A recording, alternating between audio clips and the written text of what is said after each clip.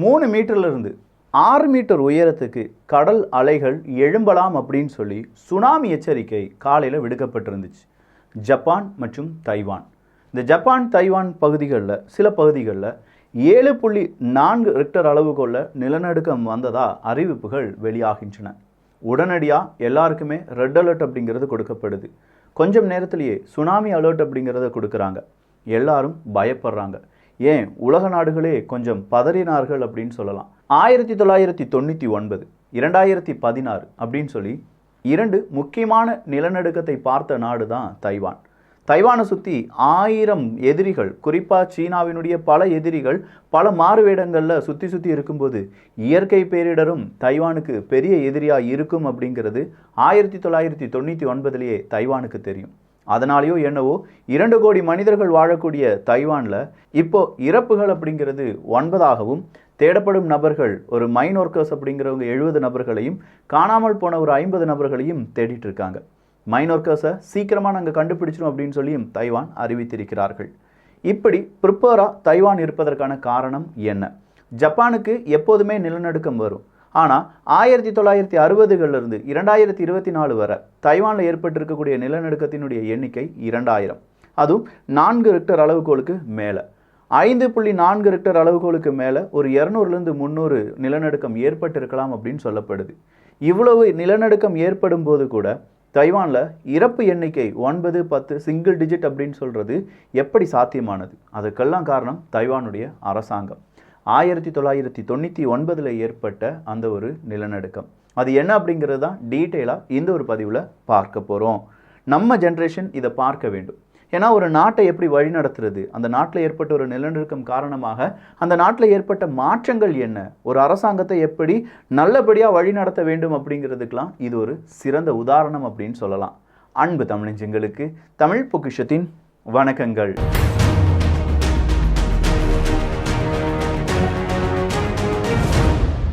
ஏழு 7.4 ரிக்டர் அளவுகோல், இது சாதாரண நிலநடுக்கம் கிடையாது. கண்டிப்பாக அதிதீவிரமான ஒரு நிலநடுக்கம் தான்.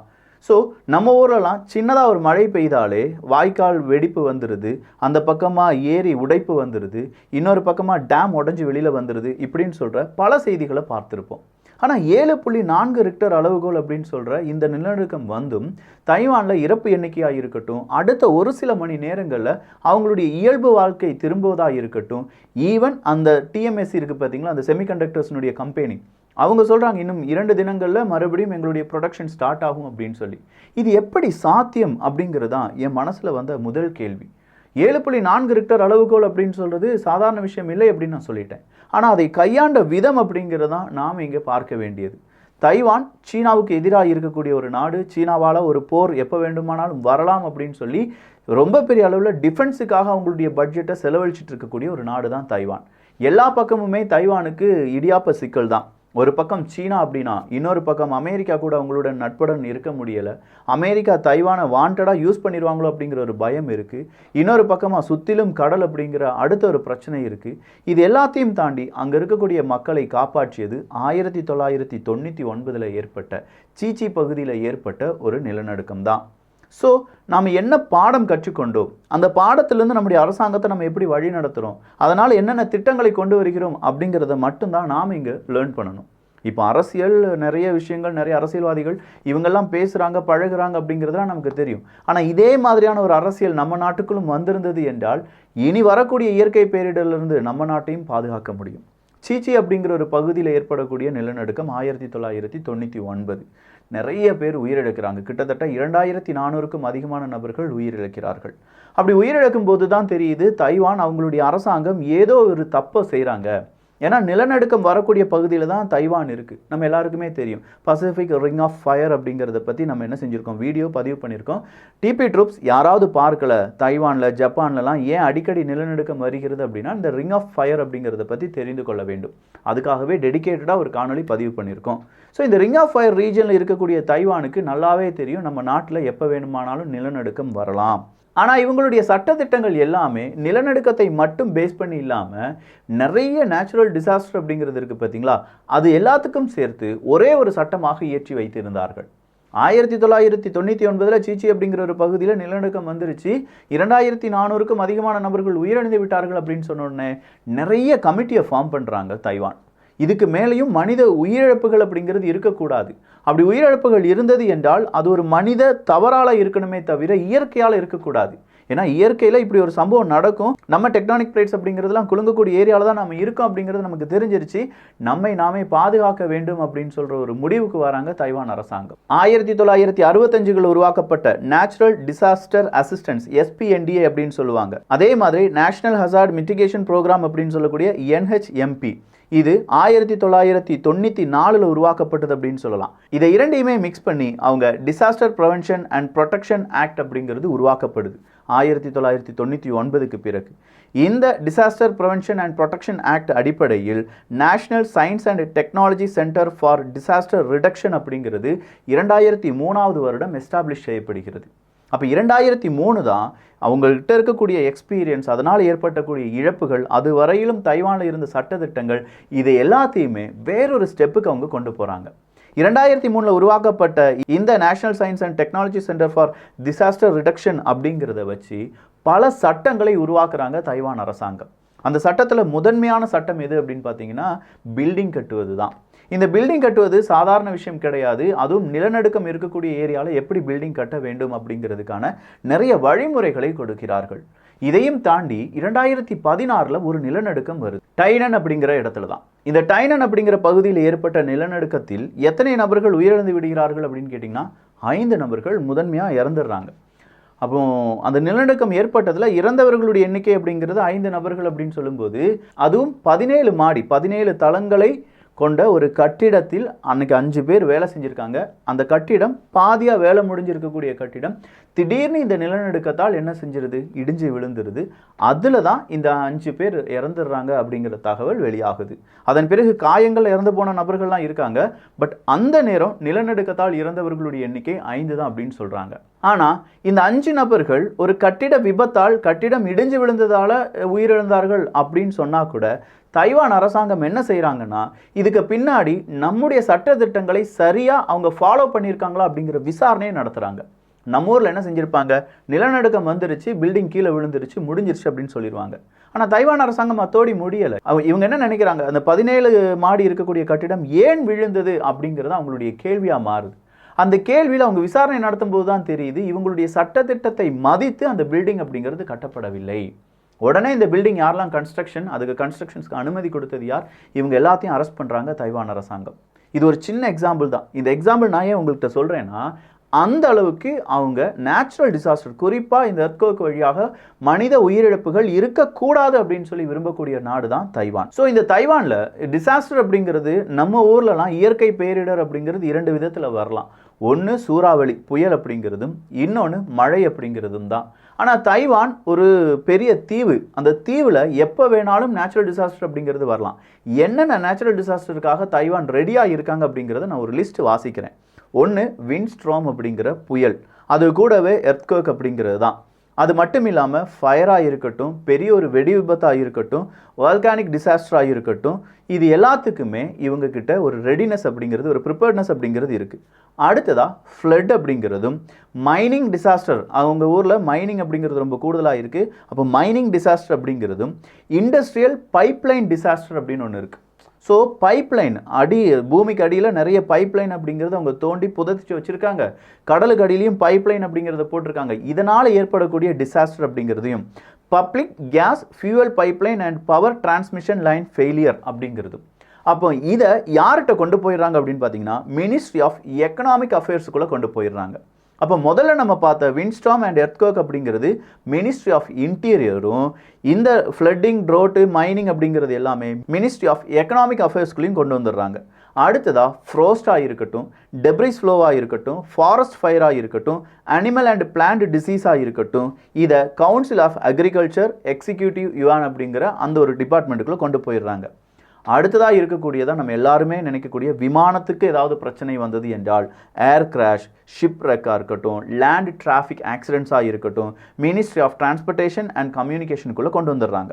Toxic chemical materials and suspended particulate disaster அப்படிங்கிறத என்விரான்மெண்டல் ப்ரொடெக்ஷன் அட்மினிஸ்ட்ரேஷனுக்குள்ளேயும், பயாலஜிக்கல் டிசாஸ்டர் அப்படிங்கிறத health and welfare ministry of health and வெல்ஃபேருக்குள்ளேயும், ரேடியேஷன் டிசாஸ்டர் அட்டாமிக் எனர்ஜி கவுன்சிலுக்குள்ளேயும், அதர் டிசாஸ்டர்ஸ் அப்படிங்கிறத central regulating authorities of disaster prevention and protection business அப்படிங்கிற அதுக்குள்ளேயும் கொண்டு வந்துடுறாங்க. இப்படி ஒவ்வொரு பிரிவையும் பிரித்து இது நீ சரியாக பண்ணிக்கணும், இவ்வளோதான் அவங்களுடைய சட்டமா அப்படின்னு பார்த்தா இல்லை. இந்த இடத்துல இருந்து தான் தைவானினுடைய ரெடினஸ் அப்படிங்கிறது ஆக்ட் ஆகுது. இப்போ நம்ம முதல்ல பார்த்தோம் பார்த்தீங்களா, ஒரு விண்ட்ஸ்டோமாக இருக்கட்டும் இல்லாட்டி எர்த்குவேக்காக இருக்கட்டும், அப்போ அந்த எர்த்குவேக்கால் பாதிக்கப்படக்கூடிய பில்டிங்ஸ், இந்த பில்டிங்கை கட்டுறதுக்கு முன்னாடி 1008 ப்ரொசீஜர்ஸ் இருக்குது. நீங்கள் எந்த அளவுக்கு எர்த்குவேக் வந்தால் உங்களுடைய பில்டிங் தாங்கும் அப்படிங்கிற ஒரு சர்டிஃபிகேட்டை எடுக்கணும். அந்த சர்டிஃபிகேட் எடுக்கிறது மட்டும் இல்லாமல் அது ரியல் டைமாக எப்படி உங்களால் காண்பிக்க முடியும், அந்த இடத்துல ஒரு ஷேக் வந்தாலோ இல்லாட்டி அந்த இடத்துல ஒரு பூமி பிளந்து போனாலோ அதெல்லாம் தாங்கக்கூடிய வல்லமை உங்களுக்கு இருக்கா, இல்லாட்டி உங்களுடைய பில்டிங்ஸுக்கு இருக்குமா, அதை எப்படி நீங்கள் கட்டுமானத்தில் ப்ரூவ் பண்ணுவீங்க அப்படிங்கிற எல்லா கேள்விகளுக்கும் அந்த கட்டுமானத்தை செய்யக்கூடிய என்ஜினியர்ஸ், சீஃப் எக்ஸிக்யூட்டிவ் ஆஃபீஸர்ஸ் எல்லாருமே என்ன செய்யணும், ஒரு பெரிய ஒரு லிஸ்ட்டே கொடுக்கணும். அந்த லிஸ்ட்டை கவர்மெண்ட் சாட்டிஸ்ஃபையர் ஆகிற வரைக்கும் அதை என்ன செய்வாங்க, ஐட்ரேட் பண்ணிக்கிட்டே இருப்பாங்களாம். அப்படி ஐட்ரேட் பண்ணுறதோடு விட்டு விடாமல் அந்த பில்டிங் கன்ஸ்ட்ரக்ஷன் ஸ்டார்ட் ஆக ஒவ்வொரு ப்ரொசீஜர் 10% முடிஞ்சிருச்சு, 25% முடிஞ்சிருச்சு அப்படின்னு சொன்னோன்னே தைவான் அரசாங்கத்திடம் இருந்து என்ன போவாங்களாம், அங்கே போய் நிறைய இடத்துல சோதித்து பார்ப்பார்கள். அதுவும் கம்ப்யூட்டேஷனலாக சோதித்து பார்ப்பாங்க.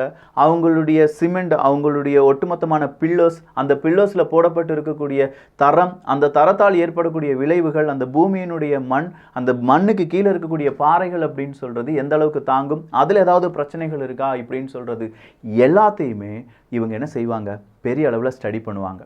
இப்படி ஸ்டடி பண்ணுறதோடி மட்டும் இல்லை, இதோடி முடிஞ்சிருந்துச்சுன்னா ஓகே இதை தான் நம்ம அரசாங்கம் செய்கிறாங்களே அப்படின்னு சொல்லி நாமளும் அப்படியே விட்டுருவோம். ஆனால் இவங்க என்ன செய்கிறாங்க, ஒவ்வொரு 6 மாதத்துக்கு ஒரு முறை உலகத்தில் இருக்கக்கூடிய அதிநவீன டெக்னாலஜியை எப்படி இவங்களுடைய நேச்சுரல் டிசாஸ்டர்லேருந்து இவங்களை பாதுகாக்கலாம் அப்படிங்கிறது கூட ரிசர்ச் அண்ட் டெவலப்மெண்ட் செஞ்சு அதை இம்ப்ளிமெண்ட் பண்ண சொல்லுவாங்களாம்.